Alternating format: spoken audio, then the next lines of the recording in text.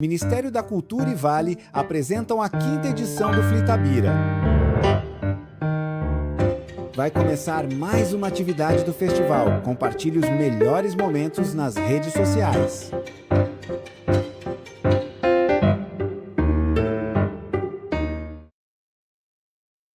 O vídeo a seguir possui recursos de legenda e libras. Apresenta cenas dinâmicas que registram diversas manifestações culturais de todas as regiões do Brasil, ambientado tanto nas ruas, nos palcos, como em grandes eventos e produções ou ambientes intimistas. O vídeo é plural, com agentes culturais de todas as idades, etnias, roupas e figurinos coloridos próprios de cada expressão cultural. A cultura é um dos mais preciosos instrumentos de democracia. É um canal de expressão plural que permite a convivência de diferentes vozes, histórias e visões de mundo. E por isso a cultura, tal qual a democracia, deve ser defendida e fortalecida. Essa é a função da Lei Rouanet, a principal política pública de incentivo à cultura brasileira. Com ela, perseguimos a missão de assegurar o acesso democrático à produção e à difusão cultural. Ao longo de mais de 3 décadas, a Rouanet permitiu que inúmeras iniciativas culturais, antes inviáveis, ganhassem o mundo. Revelou histórias, preservou tradições e transformou vidas. Lei Rouanet, há 33 anos tornando a cultura brasileira mais plural, acessível e democrática. Logos: Lei Rouanet, Ministério da Cultura, Governo do Brasil, do lado do povo brasileiro.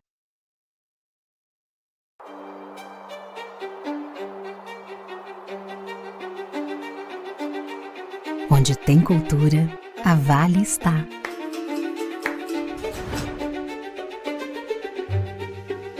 No poder criativo que nasce dos palcos, orquestras, das artes,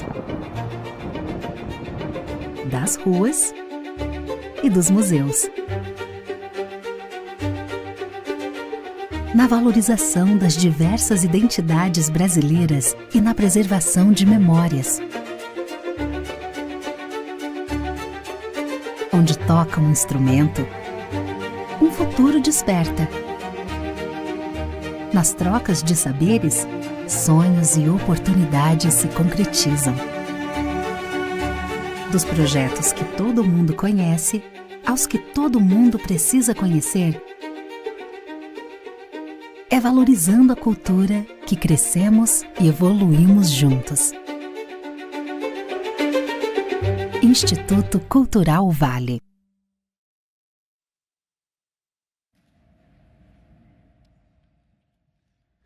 Milton Ratum, Ana Maria Machado, Miriam Leitão e Geni Nunes. A roda de conversa acontece em um auditório com um grande palco. Ao fundo do palco, o cenário é composto por grandes banners em tons de roxo, rosa, amarelo, azul e laranja. Acima, lê-se, 5º Flitabira. No canto direito está um grande telão que passa ao vivo a roda de conversa em questão, junto com os intérpretes de Libras. E no canto esquerdo estão as logomarcas das marcas patrocinadoras do evento. O palco possui uma longa mesa azul marinho e branca. Os convidados se assentam de trás dessa mesa. De frente ao lugar que cada um assenta, colado na mesa de frente para a plateia, há uma caixa transparente de acrílico que carregam os livros que cada um escreveu, bem como seus nomes. Da esquerda para a direita, a primeira pessoa sentada é Ana Maria Machado, uma senhora branca de cabelos ondulados e grisalhos, cujo comprimento lhe vai até as orelhas. Ela traja camisa preta e por cima usa um casaco de tom verde água. Leva no pescoço o crachá dos participantes do evento e usa óculos retangulares de aro fino. A segunda pessoa sentada é Milton Ratum, um homem branco de cabelos cacheados, curtos, de tom branco. Ele traja camiseta de botões de mangas compridas azul clara e leva no pescoço o crachá dos participantes do evento. Usa óculos retangulares de aro grosso preto. A terceira pessoa sentada é Miriam Leitão, uma mulher branca de cabelos ondulados de tom castanho claro, cujo comprimento lhe vai até os ombros. Ela traja camisa de mangas curtas com um decote em V preta. Leva no pescoço um colar em tons de branco e preto e o crachá dos participantes do evento. Eventualmente, ela coloca seus óculos redondos de aro preto para ler. A quarta e última pessoa sentada é Geni Nunes, uma mulher indígena de cabelos muito lisos e longos de tom castanho escuro. Ela traja regata de tom marrom e brincos indígenas ornados com penas e miçangas em tons de amarelo e laranja. Usa óculos redondos de aro transparente. No canto inferior direito do vídeo em questão estão do início ao fim os intérpretes de Libras. Estes se intercalam ao longo do vídeo entre diferentes mulheres e homens que trajam blusa preta. Eles traduzem simultaneamente tudo o que é falado. De tempos em tempos, a plateia é filmada e está cheia. No canto inferior direito do vídeo em questão, lê-se Quinto Fli Itabira. Essa é uma pergunta recorrente, e como eu estou escrevendo e publicando há mais de 50 anos, eu ouço isso 50 anos vezes 365 dias. Assim. E o que eu costumo dizer é que a melhor coisa para estimular uma criança a ler, evidentemente, sendo uma criança alfabetizada, mas não sendo, ela vai, de qualquer modo, acostumar com o livro e pode se alfabetizar depois, mas é sempre o exemplo. As crianças vivem pelo exemplo, né? O ser humano aprende com o que vê os outros em volta fazendo. Então, os bons exemplos e os maus exemplos nos chegam desde pequeno. Então, uma criança que vê adultos com o livro na mão, lendo, valorizando o livro, tem muito mais probabilidade de ser uma criança que gosta de ler do que uma criança que nunca vê ninguém lendo, porque não vive num ambiente leitor. Então, é mais ou menos isso. Eu não quero me estender muito, porque eu acho que a gente está começando uma coisa, eu vou passar para os outros poderem responder aí as perguntas que você fizer. Maravilha, agradeço muito. Ainda nesse sentido do convívio e do contexto, eu, além de escritora, sou também psicóloga, e acompanhando um pouco o trabalho de vocês, essa dimensão da família, esse âmbito para a produção de escrita também me tocou muito, né? O Milton comenta, né, em vários momentos, do quanto que o romance, de certa maneira, ele se apresenta nessa crise, de alguma forma, desse modelo burguês e da cidade, como essa cena onde muitos desses problemas aparecem, né? E aí, até pensando nesse contexto, uma das frases que o senhor traz também é de que, mais do que uma solução ou um final feliz, talvez o que seja mais instigante seja abrir a questão, né? Então, queria te ouvir um pouco sobre esse trabalho de a abertura de questões que o senhor faz há tantas décadas, né, nesse campo. Bom, boa noite. Muito obrigado também pelo convite. Foi um prazer participar dessa mesa com duas queridas amigas. Acho que a questão familiar, que você falou do drama familiar, isso é um tema recorrente, que está no nascimento do romance como gênero, né? Percorreu todas as literaturas. É uma questão também que parte vamos dizer, de um pequeno núcleo, né? Que se expande depois, que eventualmente se expande, né? Então, o que eu procurei fazer a partir mesmo já no primeiro romance, foi trabalhar com o drama familiar e, claro, com a minha experiência, porque cada um tem a sua experiência e, no fundo, é isso, experiência de vida e de leitura, e, no fundo, é isso que importa para cada escritor, né, ou cada escritora. Então, o que eu percebi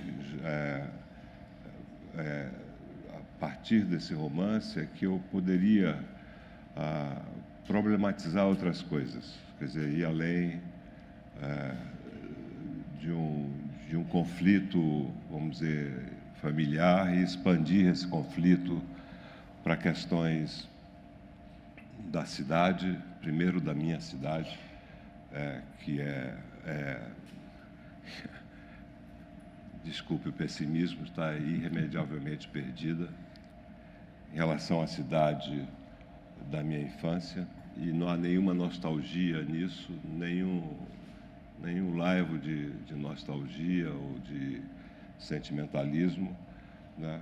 Porque eu acho que não só Manaus, como todas as cidades brasileiras passaram por um processo bruto de destruição.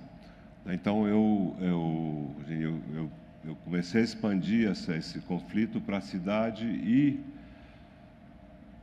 com mais ênfase a partir do meu terceiro romance, do Cinzas do Norte, eu abordei também umas questões, vamos dizer, do país, questões políticas e históricas. E até chegar a essa trilogia que eu terminei agora, com a Dança de Enganos, em que também a minha experiência foi fundamental, na medida em que eu vivi nessas cidades, nesses, vamos dizer, 3 ou 4 centros simbólicos da trilogia: Brasília, Santos, São Paulo e Paris, né? Então, eu acho que não é claro e nunca é, vamos dizer, o retrato da nossa vida, né? Nem mesmo o espelho, o reflexo da nossa vida, mas, de alguma maneira, a nossa vida sempre está implicada, a nossa e a dos outros, né?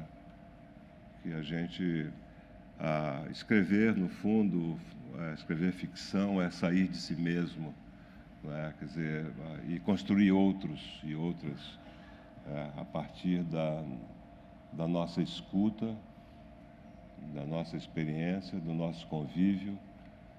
E esses outros que também já estão habitados, já estão vivendo em outras páginas, né? Em outros romances, porque ninguém pode negar que a gente pega umas coisinhas daqui e dali, né?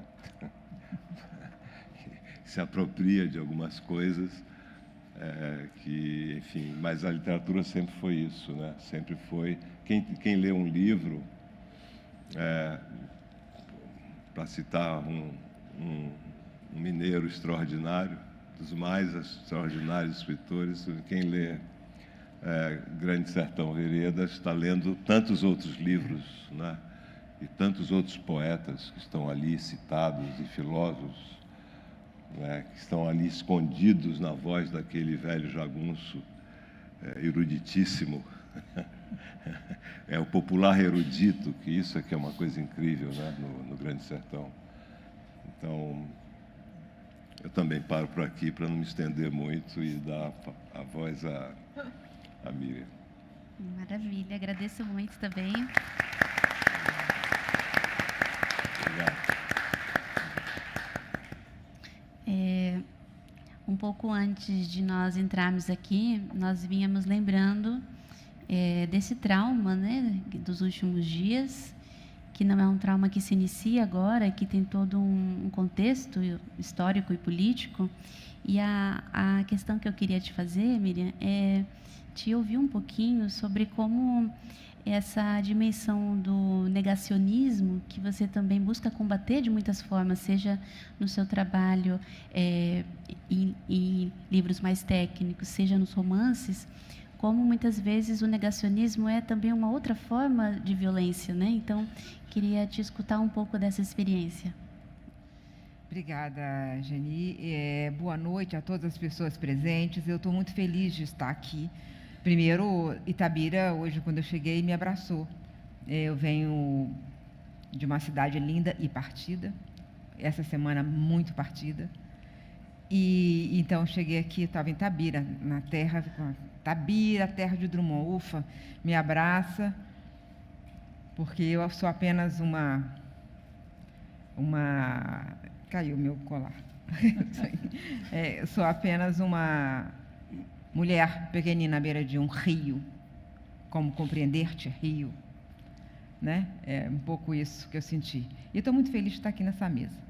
Ana Maria é uma pessoa importante na minha vida, na minha literatura. Desde o fato de que o meu neto, o primeiro livro que leu foi Tatu Bola.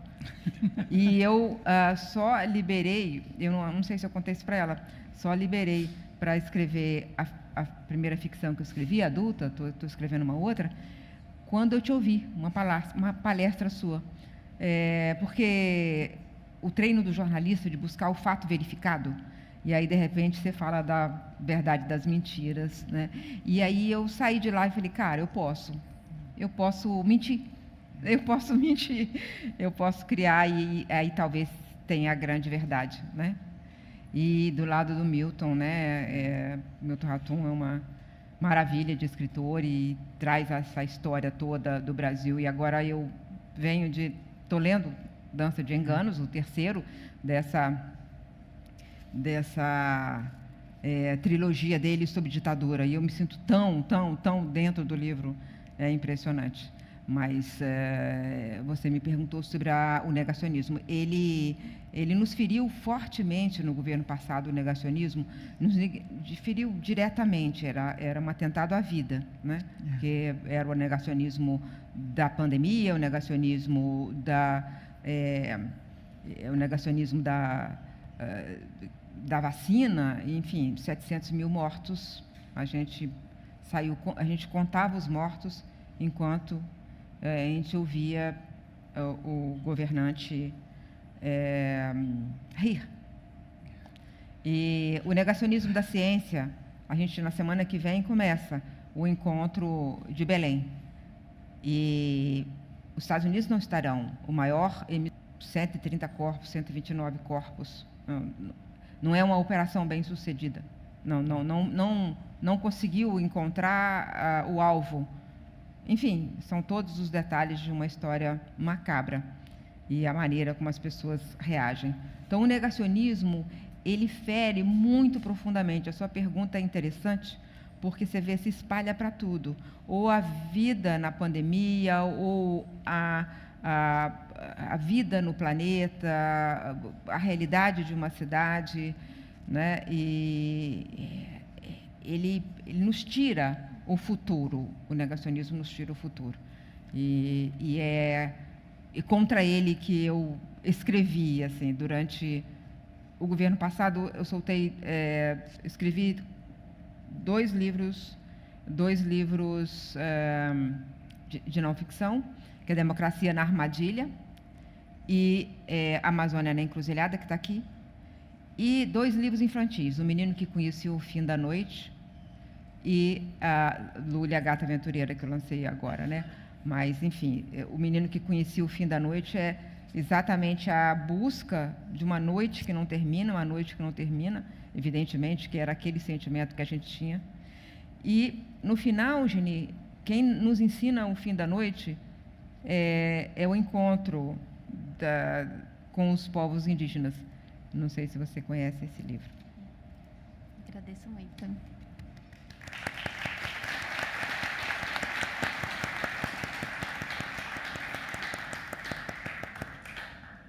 Agradeço muito, Miriam. E te escutando sobre essa violência que é o negacionismo, eu lembrei também de todo esse contexto pandêmico, que também diz de outro trauma, né, que não foi elaborado ainda. E uma das falas que eu escutei da senhora, vou fazer uma paráfrase, não sei se foi exatamente assim, mas era algo como: memória é ganhar o presente da vida outra vez, né? Então, nesse momento pandêmico também, eu sei que a maior parte das pessoas conhece os seus livros infantis, mas sei também que a senhora tem mais, né, de 2 dezenas aí de livros também para o público adulto, né? Então, essa pergunta um pouco sobre como a memória entra no seu trabalho. A memória é absolutamente fundamental para o trabalho de qualquer escritor. Quer dizer, a memória, a imaginação e a observação. Eu acho que é esse trio que a gente vai fazendo uma trança, né? E levando aí a gente ver o mundo e a partir desse mundo que a gente vê, ouve, sente batendo dentro de nós, quer dizer, a gente lembra o que já viu, sentiu, ouviu antes, o que nos contaram, o que nós não vivemos e outros contaram. Então, quer dizer, tem isso que vem do passado, que é a memória, essa observação que é do presente, e a imaginação, que são todas as possibilidades futuras, ou passadas que podem, num livro, a gente é tão livre para criar, né, que a gente pode inventar o passado, inventar o presente, inventar o futuro e tudo isso aí. Isso é matéria-prima da literatura, e a memória é um deles. E a gente escreve com a linguagem, que é memória coletiva, né? As palavras são o que nos fazem estar com os outros aqui. Isso é possível pela memória de gerações que vêm, que nos é transmitida. Isso é tão emocionante. E aí a gente passa da memória para a emoção, para falar, tudo isso é escrita, é literatura e é arte, porque ela pode ser, a criação pode ser que não seja por meio de palavras, né? Pode ser por meio de imagens, de sons, de tudo isso. E a memória é sempre um dos alimentos fundamentais da arte, da vida e da sobrevivência.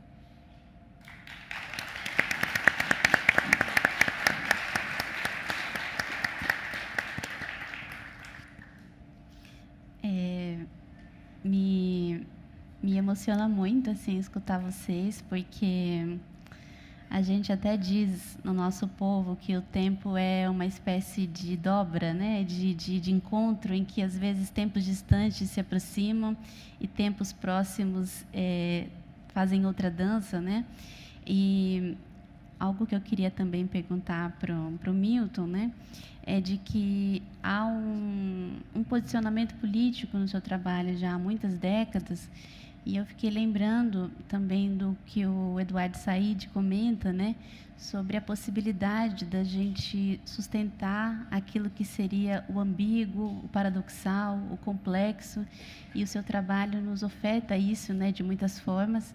Então, queria te escutar um pouco sobre isso, que às vezes está de modo mais evidente, mas está sempre presente de alguma maneira na sua obra, né? Então, te escutar um pouco dessa caminhada. Você falou da ambiguidade na literatura. Eu acho que a literatura é o reino da ambiguidade, né? Quer dizer, não vamos dizer, não é algo assertivo, né?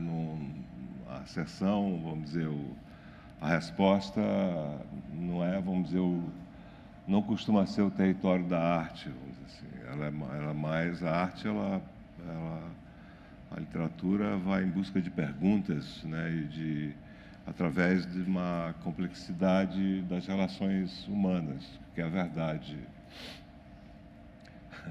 Se há uma verdade na literatura, ou a única verdade possível da literatura é a verdade das relações humanas, né? Mas essas relações, elas são sempre complexas. Eu acho que a vida é muito mais complexa do que a arte, né? Do que a literatura. Só que a gente não alcança a complexidade da vida. Nem mesmo quem passa 40 anos deitado num divã ou falando para o psicanalista não vai, vamos dizer assim, expressar toda a complexidade das suas neuroses ou dos seus traumas. E mesmo assim, há um esforço da psicanálise em traduzir aquilo, talvez cientificamente, né, ou de explicar essa neurose ou esses traumas, né? Mas só que a literatura, ela não tem essa pretensão, nem deve ter, de explicar, porque ela fala também sobre o inexplicável, né? E a ambiguidade está aí, né? Naquilo que você não consegue explicar totalmente. Quer dizer, no fundo, a nossa vida, quer dizer, há uma frase bonita eu acho que é nos Demônios do Dostoiévski. Aliás, os demônios estão soltos, né? Falar em demônio, em que o Stavogrin diz para um capitão lá acho que é um personagem chamado Capitão Chatov. Ele diz, olha,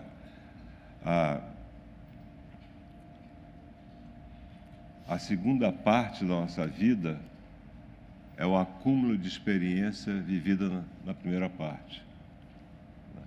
Quer dizer, isso serve muito também para os escritores, né, em que você vive intensamente. Não precisa ser uma vida de ação, pode ser uma vida sedentária de leitor ou de leitora, né? E depois, na segunda parte da sua vida, você começa a escrever a partir dessa primeira parte, em que a experiência foi tão vibrante, etc., né? Isso aconteceu com muitos escritores. Um dos meus escritores favoritos, o Joseph Conrad, a primeira parte da vida dele foi a de marinheiro, onde ele navegou por vários continentes, e a segunda parte da vida a partir dessa experiência de navegante, de marinheiro, ele escreveu esses romances incríveis que foram, na época, alguns consideraram apenas uma aventura marítima, mas, no fundo, ele estava falando e profundamente das relações humanas, né, da fraqueza moral, assim, desse momento em que nós falhamos num ato decisivo da vida, né? Quer dizer, esse momento da fraqueza moral que todos nós vivemos, pelos quais todos nós passamos. E ele deixa isso, vamos dizer, nesse reino da ambiguidade. Quer dizer, e aí a gente poderia citar 1000 exemplos, até o mais famoso da nossa literatura, né? Da Capitu. Quem é o pai, né? Se ele é o pai, se não é o pai, enfim, até hoje perguntam, pode ser o pai? Né? A resposta é pode ser, mas ninguém sabe. Quem sabe, né? É isso. Obrigado. E nisso que vocês estão trazendo sobre essa abertura a questões, eu penso que mais talvez do que questionar, eu vou tentar achar uma resposta, é talvez questionar a própria pergunta, né? O valor que embasa, né, determinadas perguntas. E aí queria te ouvir, Miriam. Em algumas entrevistas você comenta, né, de ter trabalhado e até hoje, né, muito voltada com os fatos, né, com algo que é preciso e que é mais dessa ordem mesmo da realidade descrita e tudo mais, e a ficção, de alguma maneira, traz outro terreno, né, para esse experimento. Mas também, como leitora, o que eu percebo, e eu acho que vocês três também trazem isso, é de que, de modo algum, há um abandono da responsabilidade nesse fazer criativo, né? Então, queria te escutar um pouco como que esse fazer como jornalista também, de alguma maneira, te acompanha como romancista. Me acompanha o tempo todo.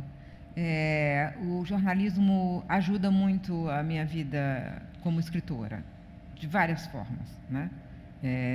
Assim, reportagens que depois prolongam para reportagens maiores, que são os livros-reportagem, Saga Brasileira, foi anos de cobertura de uma inflação descontrolada, e que eu fui vendo o sofrimento das pessoas, eu fui entrando na casa das pessoas, eu fui vendo que não era uma questão para ser discutida apenas com os economistas, né? Eu conversava nos gabinetes, mas eu ia à casa, eu ia ao supermercado, eu falava com como é que vivia com aquele fogaréu inflacionário. As pessoas criavam filhos, as mulheres tinham que fazer compras correndo. Então, eu peguei essa memória coletiva, que eu, em muitas entrevistas, isso me ajudou muito no Saga Brasileira. Mas, no Tempos Extremos, que é um livro de ficção, por exemplo, eu fui fazer uma reportagem chamada Arqueologia da Escravidão, lá no Valongo, logo que encontraram. E isso entra diretamente no livro. Eu fui do Valongo até o cemitério dos Pretos Novos. Essa caminhada foi fertilizando a minha imaginação. No caso da literatura infantil, é o tempo todo, na verdade. Eu pego pequenos fatos reais e bordo a minha fantasia, né? Uma vez eu fui dormir no quarto da minha neta, Mariana, mais velha. Ela tinha 7 anos. Eu não conseguia dormir. E aí ela, meio dormindo, ela falou: vovó, eu estava começando a mexer nas minhas coisas assim. Vovó, o que você está procurando? Eu falei: estou procurando um remédio para dormir, porque eu não estou conseguindo dormir. Ela falou: por que você não dorme com seu próprio sono? Aquela frase me paralisou. E eu fui diretamente para o computador escrever O Estranho Caso do Sono Perdido, em que a neta faz essa pergunta para a avó e fala, aí a neta propõe: vamos procurar o seu sono, perdeu o sono, vamos procurar. E vamos procurar onde? Pela minha imaginação, a gente vai no mundo dos sonos procurar o sono. E é um livro sobre o estresse urbano, sobre a incapacidade de dormir e tal, mas é um livro infantil. Eu fui fazer essa fabulação infantil. Então, os fatos, eu passo o tempo todo me estimulando, ou no jornalismo ou na literatura. Mas ouvindo esses dois maravilhosos aqui, companheiros, eu sabia que eu ia adorar estar nessa mesa. A Ana Maria é a personalidade literária do ano do Jabuti, gente, pelo amor de Deus.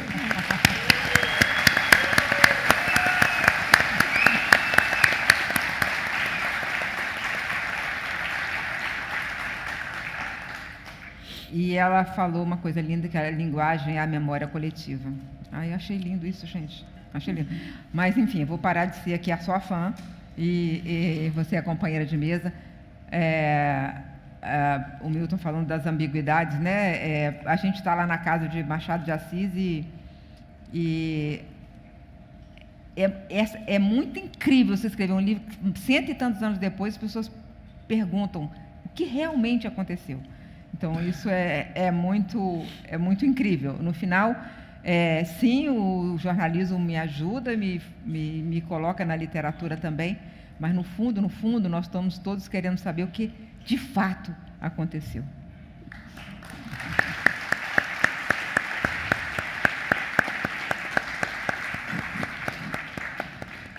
Agradeço muito. Eu queria escutar a senhora, porque eu sei que os seus livros têm uma tradução imensa, né, em muitos países no mundo. 20. E olha só, e a gente sabe que cada contexto tem a sua especificidade, mas ao mesmo tempo são crianças, né?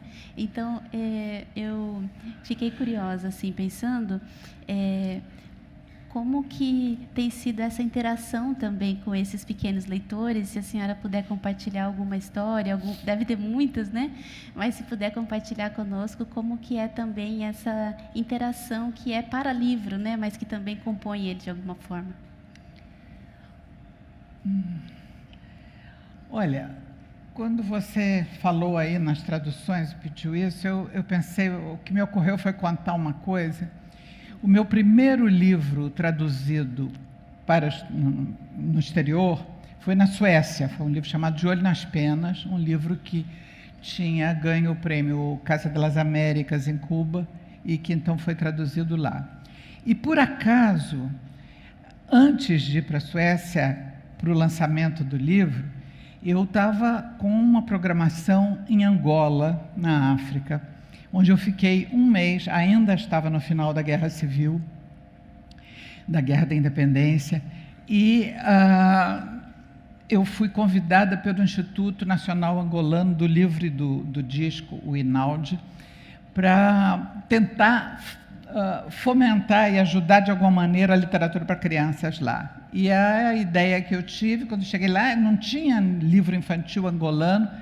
Então, eu propus à equipe do INAUD de nós sairmos para o interior nas aldeias, ouvindo as pessoas e gravando, em gravador de pilha, gravando as histórias orais.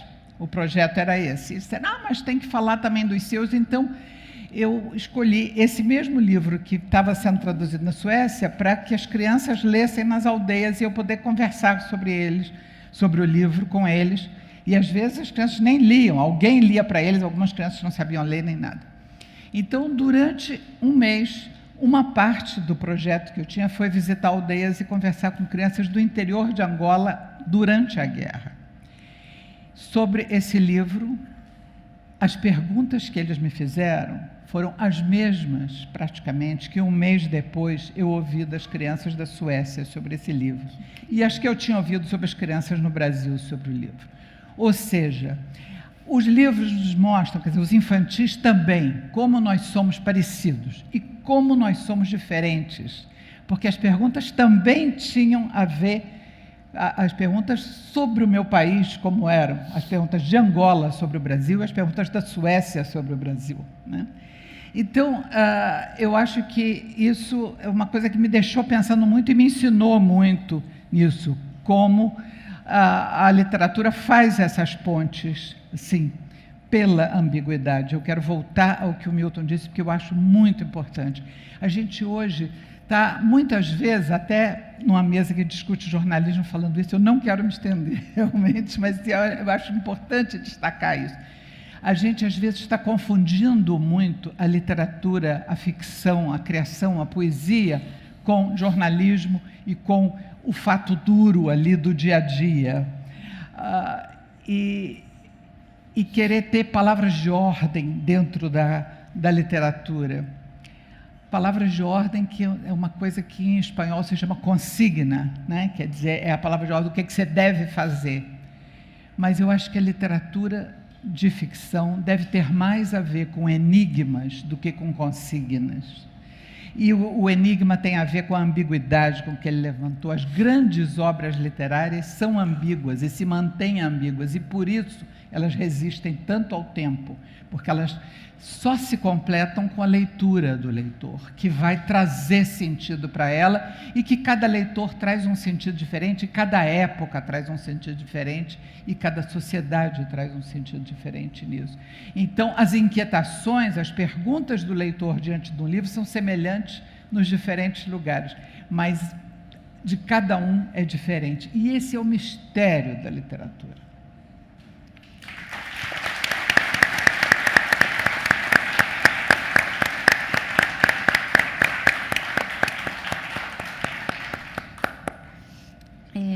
Ainda nesse tema sobre a ambiguidade, eu fico pensando também nesse micro e macro, né, que é um movimento que vocês fazem também de pensar o particular, mas o coletivo ao mesmo tempo, aquilo que é semelhante e aquilo que é tão diferente, mesmo que próximo. Então, acho que, pensando de novo nesse contexto que a gente vive, e também com o negacionismo, né, uma das estratégias que a gente percebe é justamente retirar essa humanidade de determinados grupos e dizer que então são bandidos ou são terroristas ou são, e a gente vê isso tanto na Palestina como também aqui nas aldeias, nas favelas.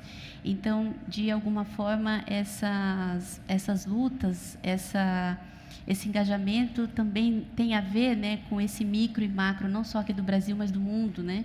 Então, queria também te ouvir, Milton, sobre o quanto que há um retorno, né? Você citou a psicanálise também nisso, um retorno disso que não é elaborado também nesse trauma político, né? Então, te ouvir dessa experiência também em relação ao genocídio que acontece, né, na Palestina, mas que também acontece aqui, que é diferente, mas que tem pontos, de alguma forma, de encontro, né? Então, te ouvir um pouco sobre essa questão.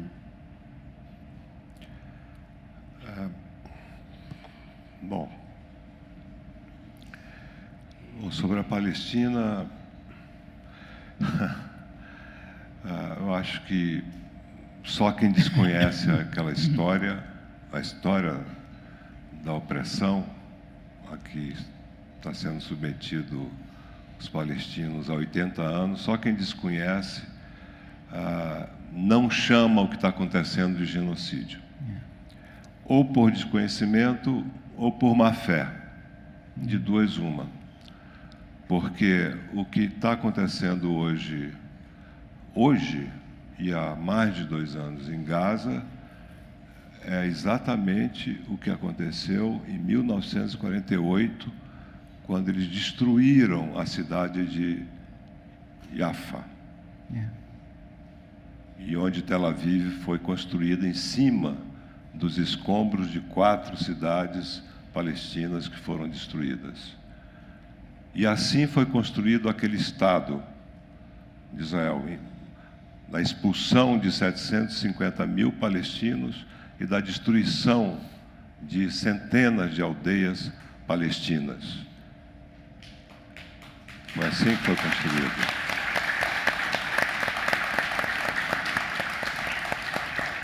E sobre o genocídio, os maiores especialistas do Holocausto do mundo, judeus, a maioria deles, judeus, pesquisadores, eu cito um, o professor Amer Bartov, que disse: não há como não considerar o que está acontecendo um genocídio. Então, por que eu vou me calar, ou por que eu vou ser ambíguo? Esse não é o momento da ambiguidade. De jeito nenhum. Não é o momento do silêncio. E não é o momento do negacionismo também, para citar a Miriam. Aliás, os negacionistas do governo passado têm laços muito estreitos com o atual governo genocida de Israel.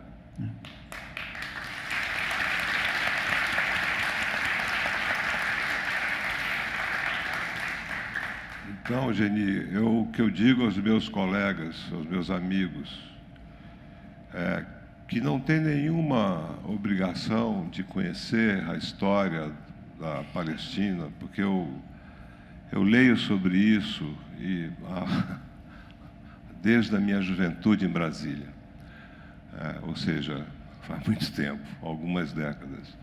Eu digo a eles: olha, leiam os livros os bons livros. Tem grandes historiadores judeus, como Avi Shlaim, que é um senhor, hoje já mais um dos grandes historiadores, o Ilan Pappé, você citou o Eduardo Said, que é um clássico, autor do orientalismo, cultura e imperialismo. Ele tem um livro chamado A Questão Palestina, documentado. São livros, isso é que é incrível, com fontes, os documentos são oficiais. Esses massacres, toda essa opressão está documentado, e tem fontes até do exército de Israel. E eles não negam isso, eles se regozijam. Uma coisa de uma crueldade, de uma perversão, assim, inominável, inominável.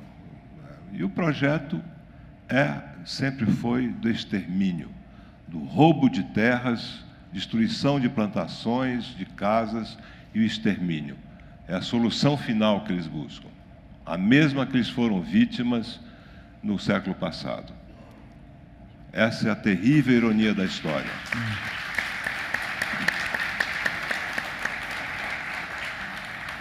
Então, vamos dizer que na nossa voz de escritores e escritoras, que é uma voz muito modesta, né? Nós não somos popstars, nós não somos modestos escritores brasileiros, né?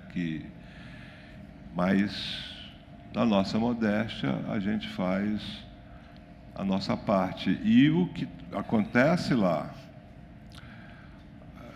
preciso lembrar a Angela Davis, essa mulher incrível, incrível. Angela Davis, defensora da causa, desde sempre, da causa palestina. Ela disse outro dia: quando eu fui presa na década de 70, o primeiro gesto de solidariedade que eu recebi veio dos prisioneiros palestinos, presos sem acusação formal, por serem palestinos, ou por jogarem uma pedra contra um tanque, ou por resistir. Então, quando eu penso, vamos dizer, nessa resistência, eu penso também nos povos negros, nos negros do Brasil, nos negros dos Estados Unidos, no James Baldwin, que sempre foi muito incisivo em relação à questão palestina, a Toni Morrison, sim, prêmio Nobel, essa escritora fantástica, que sempre se posicionou também em defesa dos palestinos, e sem mencionar Malcolm X, aí a coisa também foi para... Então é isso. Obrigado.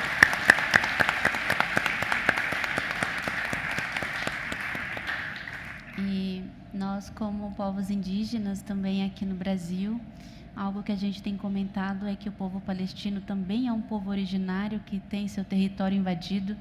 Então, o direito à terra nos conecta em solidariedade também nisso, né?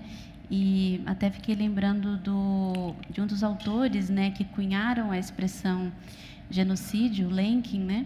E que ele já dizia que toda vez que a noção de genocídio só trouxer a dimensão física, isso também é uma violência ontológica, porque a cada vez que acontece um genocídio, há também uma tentativa de extermínio da literatura, inclusive, da língua, dos costumes, dos modos de vida. Então, queria encerrar esse momento agradecendo vocês por fazerem esse trabalho, que, a meu ver, é muito poderoso, inclusive por reflorestar o nosso imaginário, mas também porque a gente não elabora um trauma se a gente não reconhece ele, né? Então...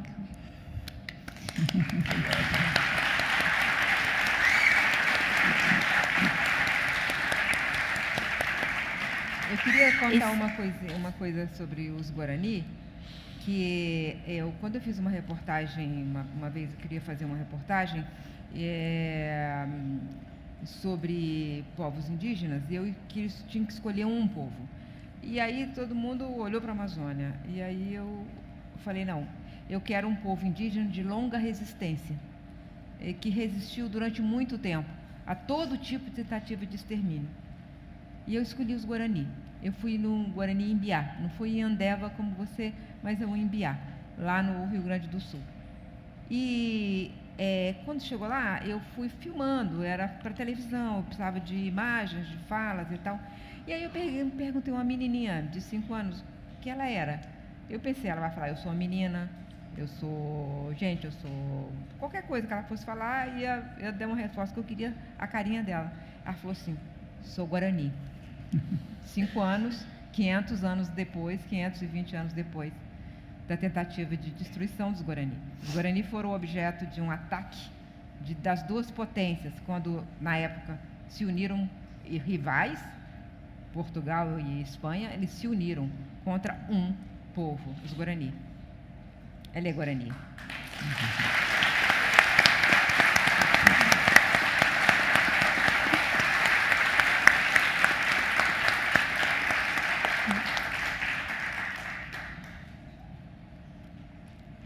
É uma mesa sobre palavras, mas às vezes a gente fica sem.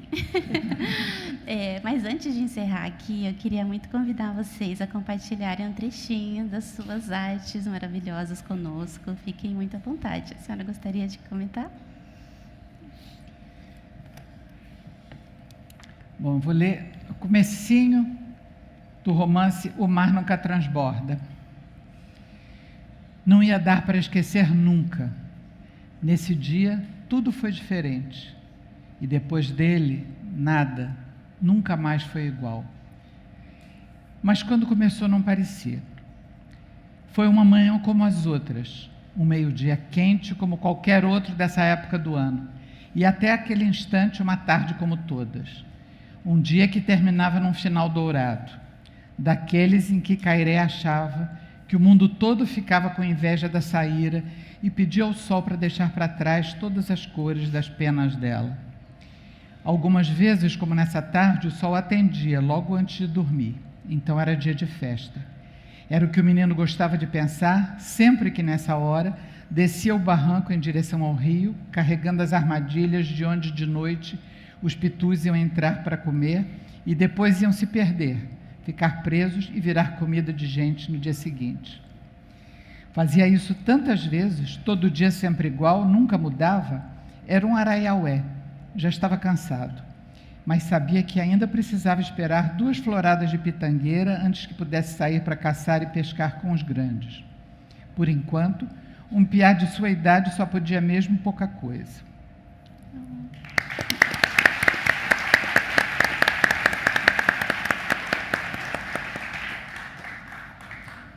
Bom, eu vou pedir a uma mulher guarani para que leia um trechinho das Memórias da Lina. É só isso. Com toda licença, viu? Imagino. Tua vida ainda é um mistério. Quem proíbe o nosso encontro? Que demônio é esse? Reli essas frases da última carta. Meses depois, Martim me enviou outra, uma folha com uma caligrafia de inseto, acho que para não ser lida, ou para não ser lida por mim. Apenas a data timbrada no envelope era legível, 5 de dezembro de 1972. Palavras ocultas podem nos separar para sempre. Essa folha interrompeu a correspondência, mas o tempo de silêncio tem uma história. Por isso, decidi escrever sobre minha vida e a das pessoas ao meu redor, embora ainda desconheça o demônio que proíbe o encontro com meu filho.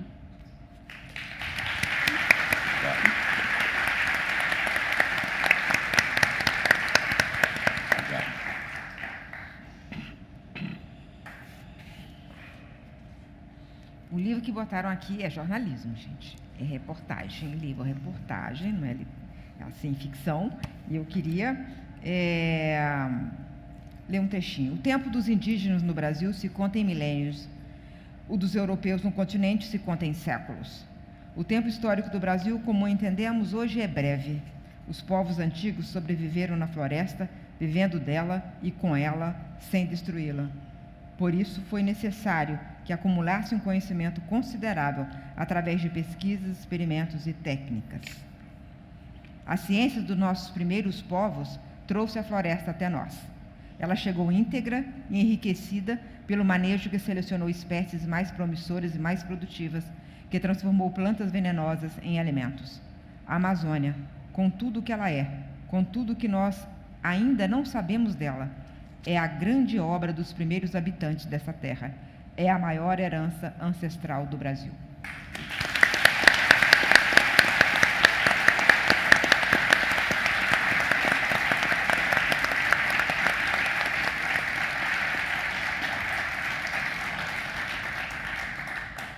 Muito obrigada pela escuta, pela presença. Até loguinho.